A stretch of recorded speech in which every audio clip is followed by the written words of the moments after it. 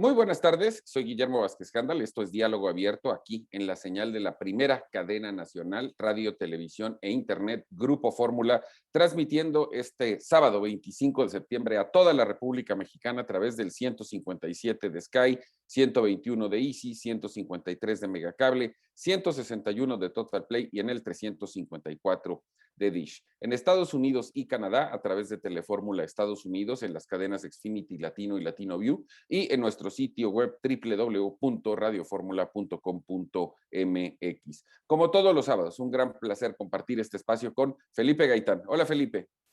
Memo, Gerardo, Pepe, un gusto estar este sábado con ustedes y al auditorio también. Un saludo. Gerardo Gutiérrez Candiani. Encantado de saludarlos. Buenas noches a todos y al auditorio. Un abrazo. Pepe Centeno. Querido Guillermo, compañeros, buenas noches. Por supuesto al auditorio. Aquí estamos a sus órdenes. Como siempre, como todos los sábados. Y nos quedamos precisamente la semana pasada, porque no nos dio el tiempo de tantos temas para el análisis, de esta propuesta que yo tengo que reconocer que me parece extraordinaria y rara al mismo tiempo, porque proviene del SAT, y Gerardo nos la va a explicar para poder entrar en el debate, en el que usted se puede autorregular y pagar sus impuestos en base a un esquema de confianza. Quiero pensar, y ya me corregirá Gerardo, que yo así lo entiendo. Entonces yo digo, tengo que pagar tanto, lo pago y ya nadie me revisa, ¿o cómo funciona, Gerardo? Sí, yo creo que al final es otro esfuerzo, ¿no? Del SAT. Es un incentivo a la formalización. Ya hemos tenido otro tipo de esquemas muy parecidos. Yo creo que al final es parte de lo mismo, es simplificar, reducir la carga impositiva, pero sobre todo poder traer a la formalización. Aquí se busca un 30% de nuevos, pues ahora sí dirían de nuevos socios para el SAT. Ese es el tema, ¿no? Entonces, yo creo que es un buen esfuerzo, yo creo que es bastante importante. Además, la carga impositiva que están manejando va del 1 al 2.5%, hasta 3.5 millones para personas físicas, para personas morales también hasta 35 millones. O sea, al final yo creo que es un buen esfuerzo. Se ha tratado de hacer en otras administraciones y al final creo que va en el sentido correcto, que es muy importante, ¿no?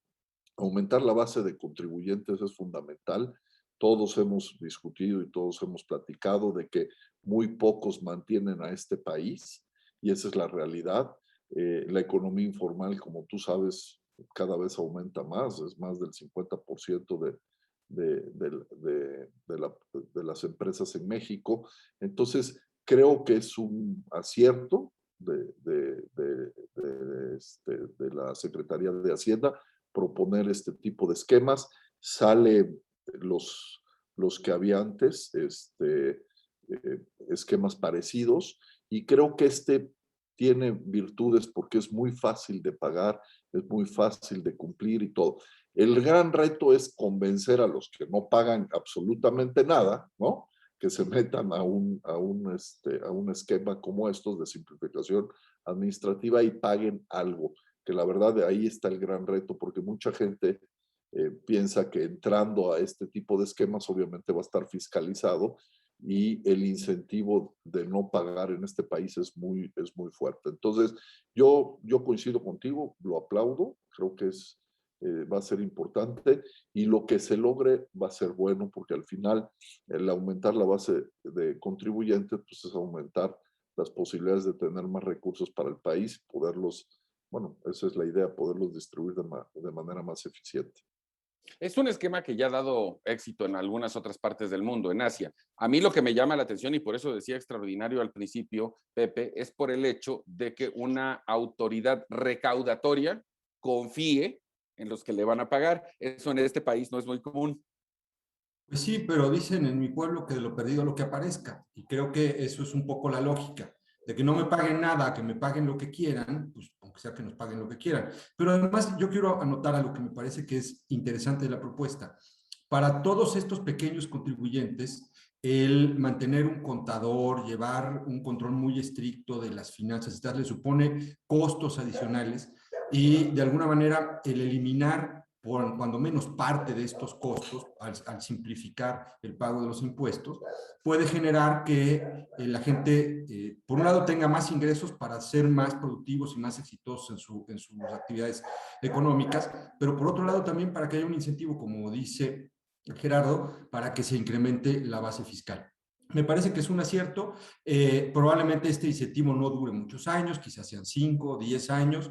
Se evaluarán los resultados y se podrá proceder a otro tipo de esquemas. Pero por lo pronto es bienvenida la iniciativa. Creo que le va a hacer bien al país. Me parece que ha tenido éxito la estrategia del gobierno federal, particularmente del SAT, en hacer que los grandes contribuyentes paguen, porque a pesar de pandemias y todo, lo único que no cayó en términos económicos en este país fue la recaudación. Entonces, eso es porque algo están haciendo para que esto no ocurra. Entonces, enhorabuena. Y luego, pues tendríamos los ciudadanos, además, más derechos para reclamar la forma en la que se ejerce el gasto. Porque una cosa es, pagamos por acá, pero por otro lado, exigimos que se gaste correctamente. Felipe. Sí, Memo, tú decías algo, bueno, los incentivos están jugando ahí, en otros países ha funcionado. En el caso de México, las tasas impositivas, el cobro de impuestos se da en un sector muy pequeño. Hay una gran base de generadores de recursos que no están pagando impuestos, toda la informalidad, ya lo señalaba Gerardo. Y mucho de lo que se ha dado también en México ha sido el incentivo de no pagar, es decir, te sale más barato no pagar que pagar, porque supongamos, aún el que esté inscrito en el SAT acaba no pagando y le dan una serie de facilidades para que pague y entonces quitas el incentivo para pagar a tiempo. Lo que hemos visto en el SAT es sobre todo una cuestión coercitiva y punitiva, es decir, ha estado persiguiendo siempre, y acuérdense ustedes el lema de Dolores, que la famosa Lolita, que acabó quedando en el imaginario mexicano, ¿no? ¿Vas a pagarle a Lolita o no? Y entonces ya sabías a lo que te enfrentabas. Y durante muchos años vimos ejemplos muy significativos de que si no pagas te vas a la cárcel. Ustedes recordarán a figuras públicas, Juan Gabriel estuvo en esa lista, Laureano Brizuela, hubo varios, entonces era una forma coercitiva y en este sexenio particularmente la primera etapa de los 3 años fue la persecución, es decir, era vas a pagar, te voy a meter una serie de controles, tus ingresos, si tú haces traslado entre tarjetas de crédito, tarjeta en tus cuentas bancarias, van a generar un impuesto. No puedes vender tu auto directamente ya de manera libre, tienes que pagar un impuesto.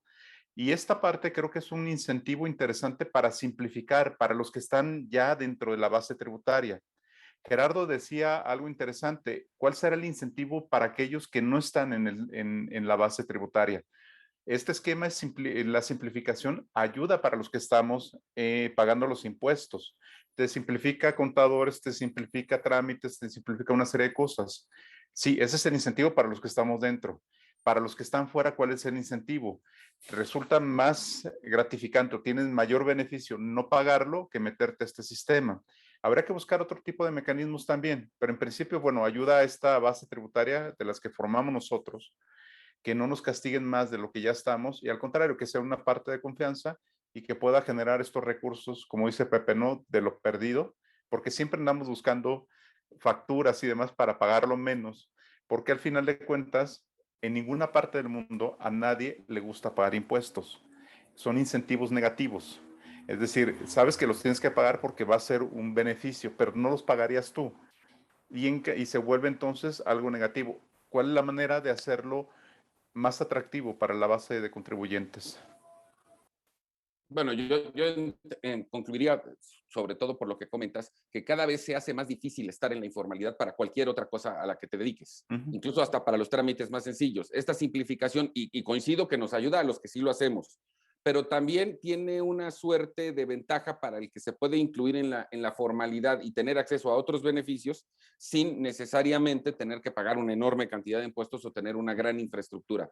Tal vez no van a ser todos los que quisiéramos, pero yo parto de la base, como decía Gerardo, que esto es una buena idea y que al final de cuentas, pues se trata de que más paguen para que la carga sea menos pesada. Y no hay que perder de vista que está hecho para precisamente los que no están en la formalidad. O sea, exactamente, al final para es poder un tener régimen ese por eso se llama régimen simplificado de confianza. Es poder captar a una gran base de gente que tiene ingresos, que lo que están haciendo es poniendo una tasa realmente pues, ridícula entre el 1 y el 2.5% para que puedan entrar a un régimen ya pues formal y Legal. se amplíe la base tributaria. Yo creo que es una buena medida. Se ha hecho en otras ocasiones, se ha llamado de diferente manera. De hecho, se quita el régimen de incorporación fiscal que estaba antes y ahora tenemos de simplificación de confianza. Entonces, yo espero que sí, que tenga resultado por el bien del país. Yo también. Es una Así buena lo veo, noticia, así ¿eh? lo veo. Sí, sin duda. Bueno, vamos a un corte, no tardamos nada. Volvemos de inmediato aquí, a Diálogo Abierto, por supuesto, en Grupo Fórmula.